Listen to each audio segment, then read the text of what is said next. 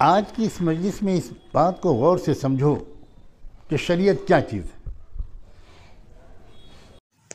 अस्सलाम वालेकुम वरहमतुल्लाहि वबरकातुहू। हज़रत मौलाना सजाद नोमानी साहब ने अपने बयान में कहा है कि मैं किसी ज़माने में लखनऊ में रहता था।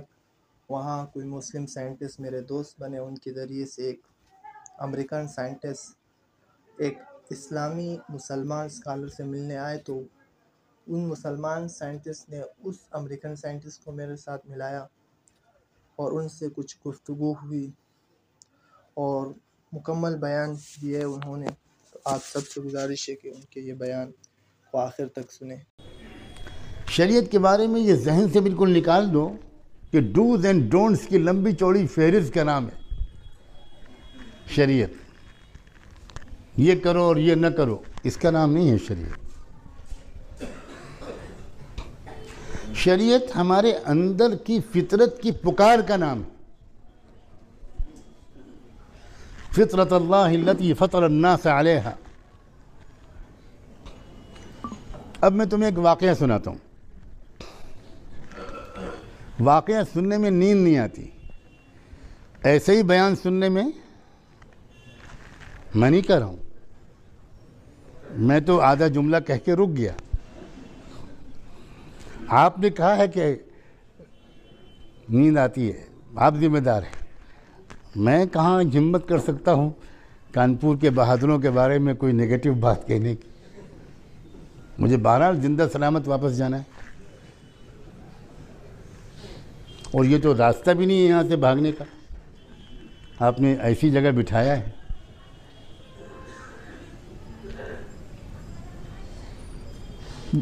एक वाक़या सुनो। अल्लाह अकबर कबीरा। बहुत साल पहले की बात है। मैं उस वक्त लखनऊ में रहा करता था। लखनऊ में एक रिसर्च इंस्टीट्यूट है, CDRI, central drug research institute. उसमें जो मुस्लिम साइंटिस्ट और रिसर्च स्कॉलर्स उस ज़माने में थे, वो मुझसे बहुत ताल्लुक़ रखते थे, दर्स कुरान में आते थे।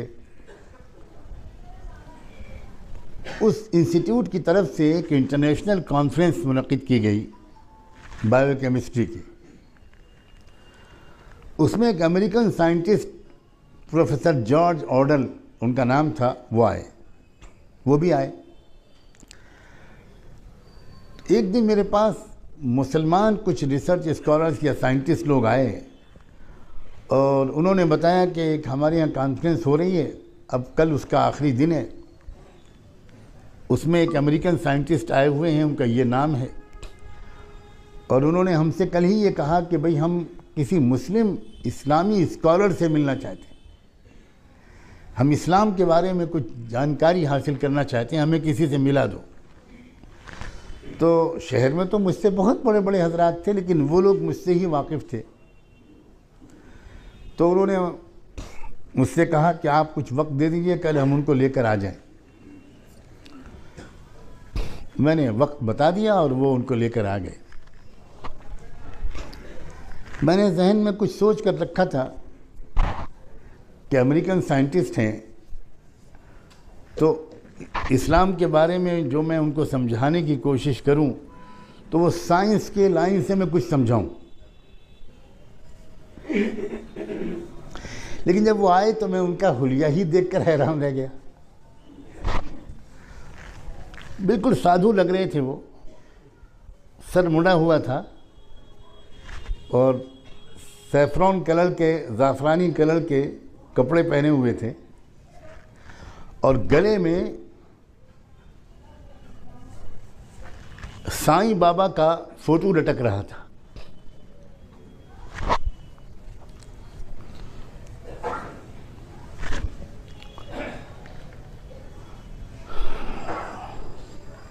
तो मैं तो देखकर चौंका कि भाई ये तो कुछ और ही मामला मालूम होता है। अब तो सेट हो गया ना, कम हो रही है अब। अच्छा, बिस्मिल्लाह।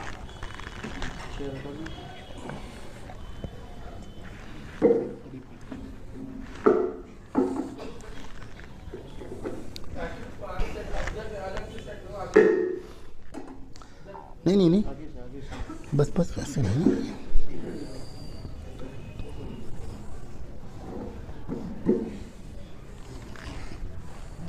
उसको टाइट कर दीजिए, टाइट कर दीजिए।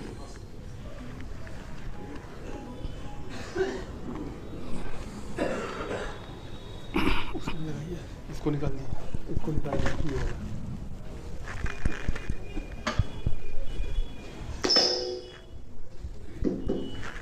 जज़ाकुमुल्लाह। जब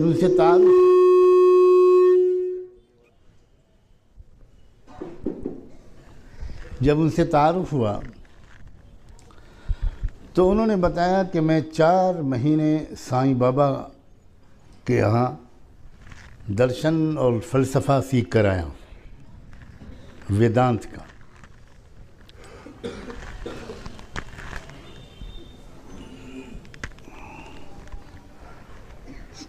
तो मैंने उनसे ये कहा कि आपने जो कुछ वहाँ सीखा हो 4 महीने में, पहले उसका खुलासा मुझे आप बताइए, तब मैं इस्लाम के बारे में आपसे बात करूँगा। तो उन्होंने ये कहा कि हमने जो कुछ वहाँ सीखा है और वो ये है कि जब तक इंसान अपनी इंस्टिंक्ट को, अपनी फितरत को 100% कुचल नहीं देगा, तब तक वो खुदा के करीब नहीं जा सकता, तब तक उसका निर्वाण नहीं हो सकता।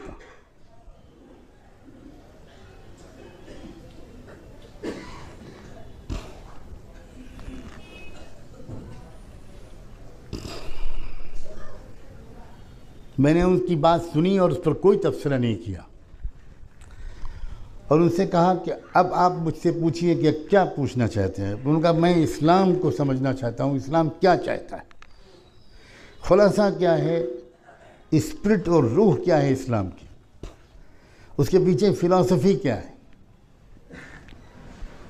तो मैंने उनसे कहा कि आपके पास कोई डायरी और पेन है। वो एक सादा सा कपड़े का थैला लिए हुए थे, कोई ब्रीफ केस वगैरह नहीं था। उन्होंने उसमें से डायरी निकाली, पेन निकाला और कहा कि हाँ बताइए क्या लिखना है मुझे। मैंने कहा आप 2 कॉलम बनाइए और पहले आप उन तमाम चीज़ों को लिखना शुरू कीजिए जिनको आपकी इंसानी फितरत पसंद करती है, जो आपको अच्छी लगती है। मैं खामोश बैठा रहूँगा, आप लिखते रहिए। जब लिखते लिखते लिखते लिखते सब पसंदीदा चीज़ें आप लिख चुके तो उसके बाद जितनी बातें आपको बुरी लगती हैं वो लिखना शुरू कीजिए और जब सब लिख चुकिएगा तब मुझे बताइए। काफ़ी देर लगी, वो सोचते रहे, लिखते रहे, सोचते रहे, लिखते रहे, सोचते रहे, लिखते रहे। तकरीबन आधा घंटा लगा होगा या इससे भी ज़्यादा। उसके बाद उन्होंने कहा कि मैं अब सब लिख चुका।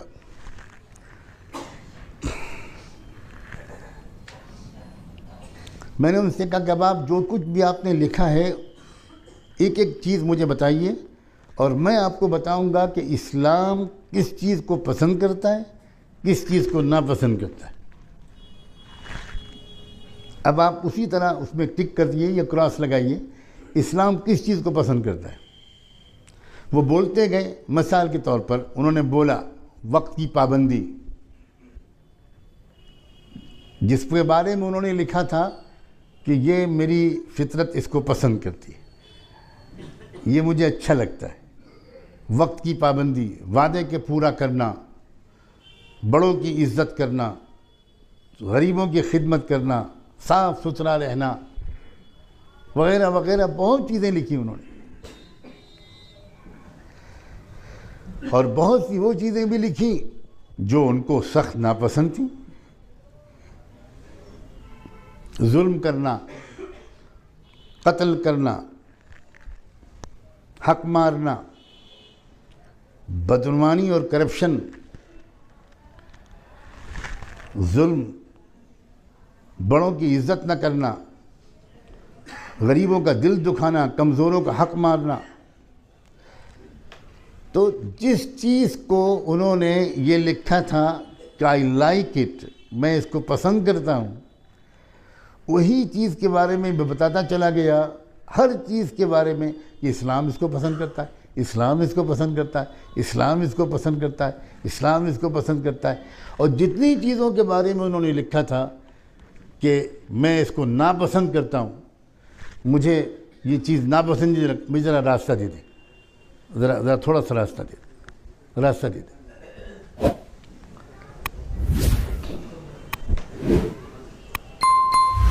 ज़रा और आगे रास्ता दे दे।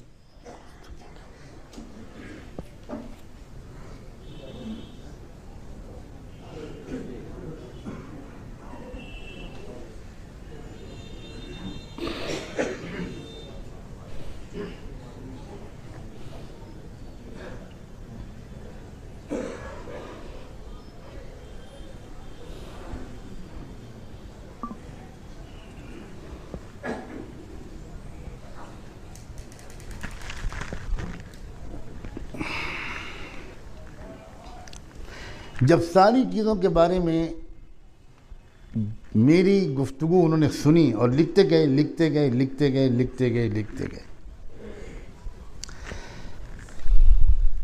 तो पहले तो उन्होंने बहुत हैरत का इजहार किया कि क्या मतलब, हर उस चीज़ को इस्लाम ने पसंद किया है जो चीज़ मुझे खुद पसंद है,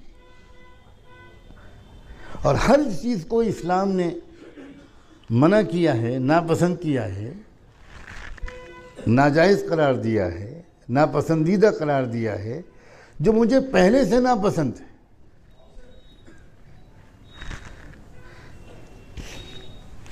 काफ़ी हैरत का इजहार किया उन्होंने। मैंने कहा कि अब आप मेरी बात को ध्यान से सुनिए, मैं आपसे पूछना चाहता हूँ कि जो आप साईं बाबा का फ़लसफ़ा सीख कर आए हैं कि जब तक अपनी फितरत के हर तकाज़े को कुचल न दिया जाए, जब तक अपनी फितरत और इंस्टिंक्ट को बुरी तरह क्रश न कर दिया जाए, तब तक खुदा का कुर्ब हासिल नहीं हो सकता। मैंने आपसे पूछता हूँ प्रोफेसर जॉर्ज ऑर्वेल साहब, आपने बताया था शुरू में अपने तारुफ में कि आप अमेरिका के शहर शिकागो के रहने वाले हैं, तो शिकागो की कितनी आबादी है? उन्होंने बताया कि इतने मिलियन। मैंने उनसे पूछा कि इतने मिलियन आबादी में आप समेत कितने लोग इस फ़लसफ़े पर अमल कर सकते हैं कि हर मामले में अपनी फितरत के ख़िलाफ़ वर्जी की जाए, कुचला जाए अपनी फितरत को, कुचला जाए बिल्कुल, कितने लोग कर सकते हैं? तो वो थोड़ा शर्मिंदा होकर बोले कि मैं तो नहीं समझता कि कोई भी कर पाएगा, इंक्लूडिंग माई सेल्फ। अपने बारे में कहा कि मैं भी नहीं कर पाऊँगा। मैंने कहा आपकी फैमिली में, आपके शहर में, आपके स्टेट में, आपके मुल्क अमेरिका में? तो वो हर बात का जवाब देते गए कि इस फ़लसफ़े पर कोई अमल नहीं कर पाएगा। और मैंने कहा कि अब आप ये बताइए कि ये जो बात मैंने आपसे कही है कि हर वो बात जो हमारी फितरत को ख़ुद पसंद है, उसी को इस्लाम कन्फर्म कर रहा है, उसी की इस्लाम तरकीब दे रहा है, और हर वो बात जो फितरत को, हमारी फितरत को नापसंद है, उसी से शरीयत रोक रही है। तो अब आप बताइए, किसी इंसान की फितरत ही ख़राब हो, किसी इंसान का मिजाज ही बिगड़ जाए, उसको छोड़कर एक नॉर्मल, एक सेहतमंद इंसान, आप बताइए कि इस पर अमल कर सकता है कि नहीं? तो उन्होंने कहा कि ये तो बहुत आसान है, ये तो बहुत आसान है। अब इस बात को नकल करके मैं आपको समझाना चाह रहा हूँ कि वो शख्स बहुत ज़्यादा मुतासिर हुआ और भी मेरी तफसीली गुफ्तगू हुई। आखिर में उन्होंने कहा कि मुझे बहुत आपने एक नया रास्ता खोला है। वो उनके लिए नया रास्ता था, किसी ईमान वाले के लिए नया रास्ता नहीं था, लेकिन मुझे अफसोस है कि मैं कल वापस जा रहा हूँ। काश कि मुझे कुछ और दिन यहाँ क़याम करने का मौका मिलता। तो मैंने उनसे कहा कि ये तो आप हर जगह हासिल कर सकते हैं, आप अपने यहाँ वापस वहाँ जाकर जो उलमा हैं, स्कॉलर्स हैं, उनसे रब्ता रखिएगा और उनको मुस्लिम कम्युनिटी सेंटर जो शिकागो में है उसका मैंने नाम पता बता दिया। वहाँ के एक ज़िम्मेदार थे हैदराबाद के, उनका फ़ोन नंबर दे दिया और ये कहा कि आप उनके ज़रिए से वहाँ के स्कॉलर से रब्ता रखिए, हो सकता है कि आप किसी अच्छे नतीजे तक पहुँच जाएं। अजीज़ों, शायद साल भर हुआ होगा या इससे कुछ कम, रमज़ान का महीना था, जुमे की शब थी कि उनका फ़ोन आया और ये कहा कि आपको बहुत खुशी होगी जानकर कि मैं इस वक्त मुस्लिम कम्युनिटी सेंटर में बैठा हूँ और मैंने अभी थोड़ी देर पहले कलिमा शहादत कबूल किया है और अब मेरा नाम सईद अहमद रखा गया है। ये क्यों मैं आपके सामने बयान कर रहा हूँ? शरीयत कितनी खूबसूरत, कितनी आसान, एक इंसान को एक महज़्ज़ब ज़िंदगी गुजारना आसान बनाना, ये शरीयत का मकसूद है।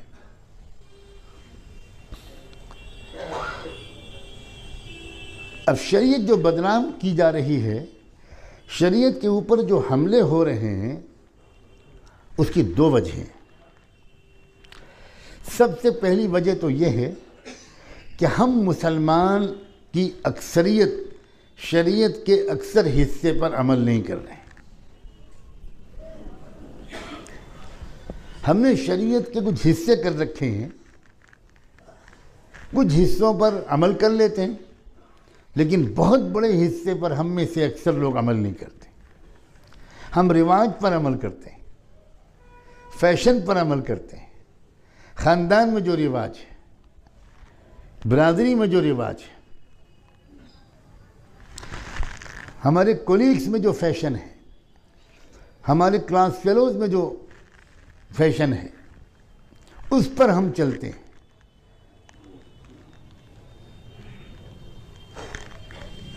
एक तो वजह यह है कि शरीयत के बहुत बड़े हिस्से पर हम खुद अमल नहीं कर रहे। उसकी वजह से शरीयत का खूबसूरत चेहरा लोगों के सामने नहीं आ पा रहा। लोगों के सामने हमारे आमाल आ रहे हैं, हमारा तर्ज अमल आ रहा है। मिसाल के तौर पर तलाक। गुस्से में आए खान साहब, खुदा करे मेरे करीब कोई खान साहब न बैठे हों, यहाँ तो शमसियों का ज़्यादा चर्चा है। गुस्से में आए खान साहब और तलाक दे मारी, और तलाक भी शुरुआत होती है 3 से जाती है सेंचुरी तक। अच्छा, अब तलाक तो दे दी, लेकिन अगले दिन न बटर है, न मक्खन है, न ब्रेड है, न चाय है, जमाइयाँ ले रहे हैं खान साहब, और न बच्चे स्कूल गए, न कुछ हुआ, हालत ख़राब है। तो 2 दिन 2.5 दिन के अंदर दिमाग दुरुस्त हो गया और आए वो किसी मुफ्ती साहब के पास, मेरे दाएं बाएं मुफ्ती बैठे होंगे, तो आके उनसे पूछा कि हज़रत वो ज़रा सा कोई गुंजाइश निकालिए ना कुछ। वो तो मैंने बहुत गुस्से में तलाक दे दी थी, वो तो मेरा मूड ही ख़राब था उस वक्त। वो केस हार के आया कोर्ट से, घर में भूखा दाखिल हुआ और पता चला कि बीवी साहब मैं क्या चले गई। बस उठाया फ़ोन, तलाक तलाक तलाक तलाक तलाक, छुट्टी। अब देखिए मौलाना, देखिए कुछ कीजिए ना, वापस कीजिए कुछ, बीवी को कुछ कुछ गुंजाइश निकालिए। अब मौलाना ने कहा भाई मैं कहाँ से गुंजाइश निकालूँ, शरीयत का मसला है, ये मेरे ददियाल ननियाल का मसला नहीं है। तो कहते हैं कि देखिए मैं मदरसे को आपके चंदा देता हूँ और इंशाअल्लाह इस साल बकरीद में खाल भी उतारूँगा, सब आपका, बस किसी तरह बीवी वापस कर दीजिए। अब मुफ्ती साहब कहते हैं कि गोया इसका मतलब ये हुआ कि बीवी आपको मिले, जहन्नम मुझे मिले। ये हो रहा है कि नहीं हो रहा है बताओ? अब चूँकि मुसलमानों ने तलाक गलत तरीके पर देनी शुरू की, इससे दुश्मनों को मौका मिल गया कानूनी तलाक को बदनाम करने का। तो पहले मुजरिम तो हम खुद हुए। अल्लाह ताला हमें ईमान की कदर करने की तौफीक अता फ़रमाए और इस्लाम पर इस्तिक़ामत नसीब फ़रमाए और आखिरी ख़ात्मा ईमान बिल खैर फ़रमाए।